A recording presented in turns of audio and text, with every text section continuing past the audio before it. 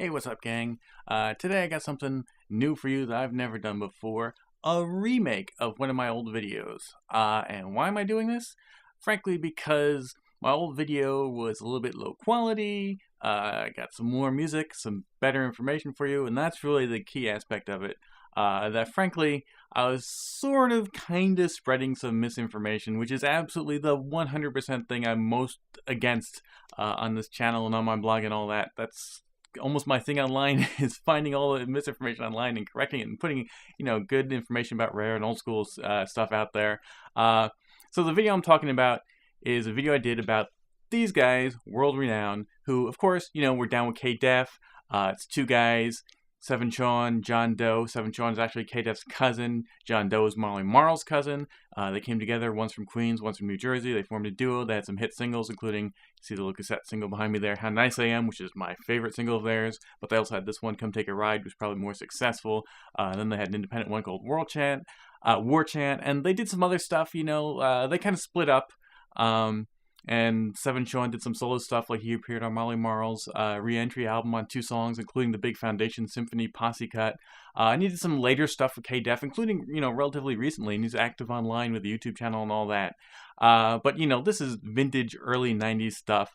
They had an album that was supposed to come out, but it got shelved, just like a lot of stuff around that era, like Saw B's album, Day One's album, all that stuff on like East West Records and all that. So much material was getting recorded, and fans were getting hyped for it because it was really good. And then because it didn't really have the sort of the mainstream pop crossover stuff, plus, hip-hop divisions of record labels were getting shut down or shrunken. So a lot of stuff got shelved and didn't come out. And unfortunately, World Renown's album was one of them.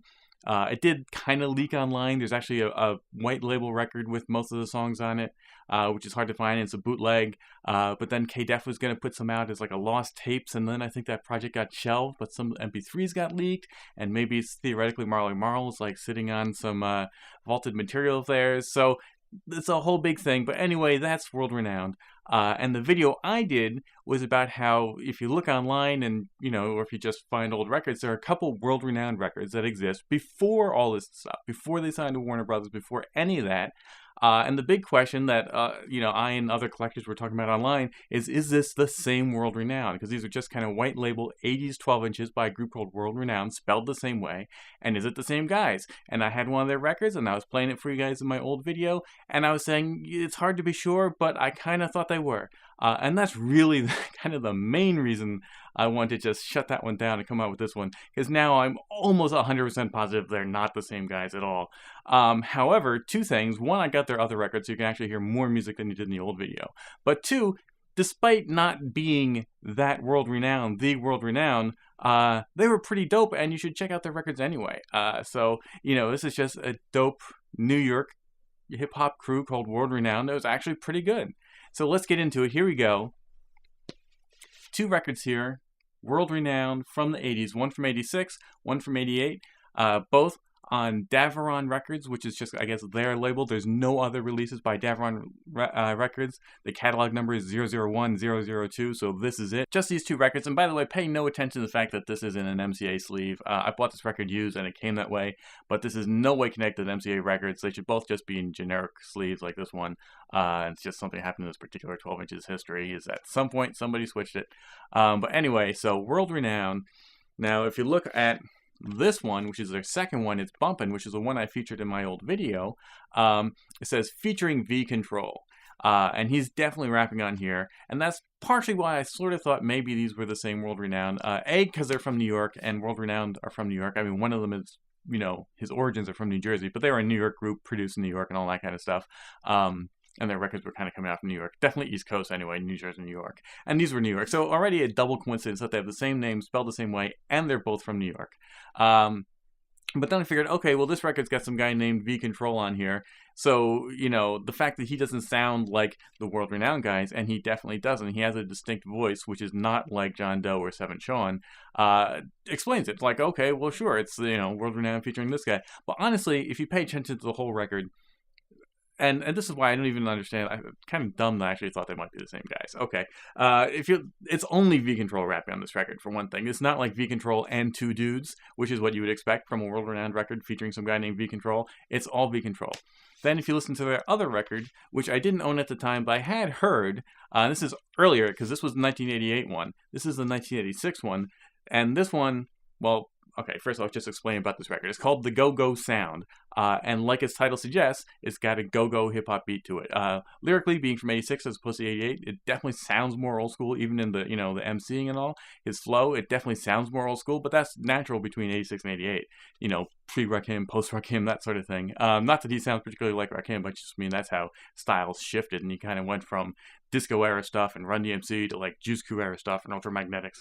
So you can hear the shift in sounds between the two records. Go-Go Sound instrumentally also definitely sounds more old school, and it definitely has what it claims, a go-go sound. It has real go-go hip-hop percussion, which is fine.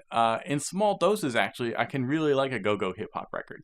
Just pure go-go, maybe not so much, a few EU records, and then you start getting out of my wheelhouse. But, you think go-go hip-hop, like Rex and Effect's first EP was go-go hip-hop. Kid and Play's Rollin' with Kid and Play is a great example. That's a fantastic record. Even if you're not so big on Kid and Play, you think they're kind of too goofy and too silly. Their production was killer on the first album, and that record, Rollin' with Kid and Play, the individual single, which has the go-go beat, sounds terrific. So it's not like go-go can't work on hip-hop, and it works kind of well here, except there's also some kind of corny elements, like there's some synths and stuff on this record which sound a little bit corny and a little bit cartoonish.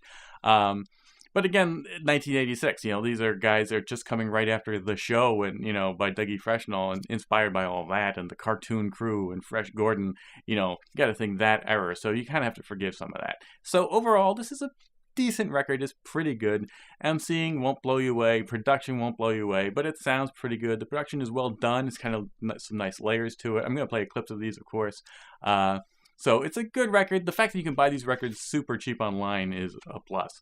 But I wouldn't necessarily recommend this one unless you're sort of like a big collector and getting all kinds of stuff. Otherwise, don't go out of your way, I wouldn't say, for this one.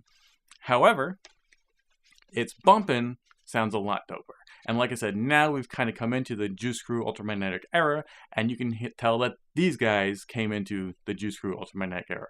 Again, not that they sound like Big Daddy Kane or Kool Keith or something, but just having come into that new style, more in the special ed, and that whole kind of production sound. So you've got some kind of classic samples on here, no more go-go, some kind of raw hip-hop, V-Control sounds better.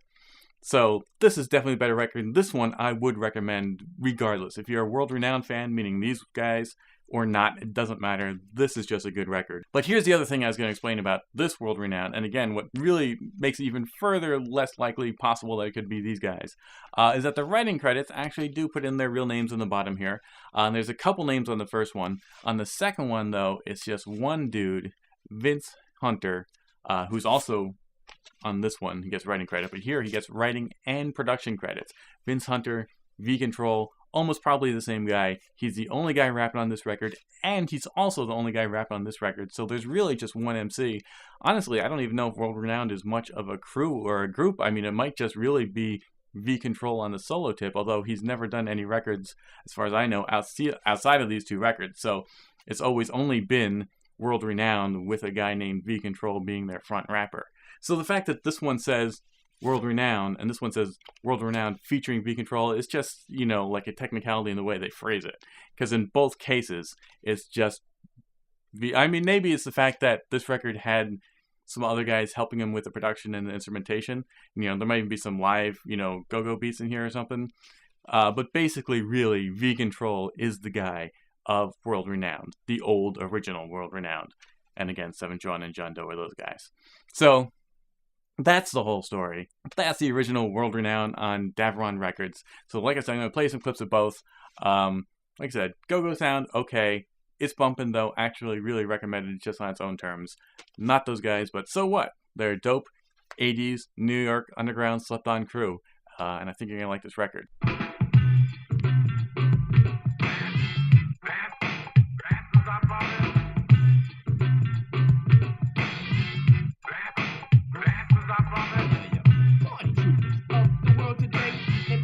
Something that I have to say to you. So listen up, I want to take this cue. The beat is bumping, count it off. 1, 2, 2, 2.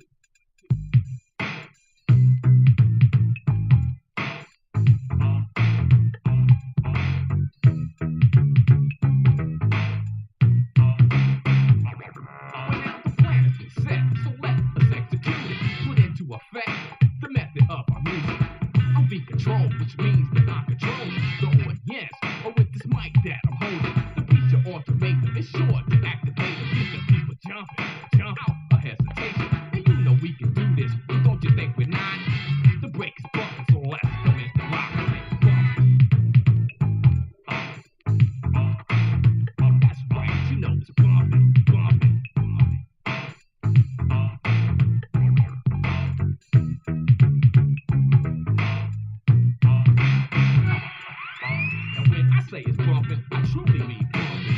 It's guaranteed to get your heart a pumping. Just like a volcano just about to erupt. You know you can't stop it because the force is too much. Hip hip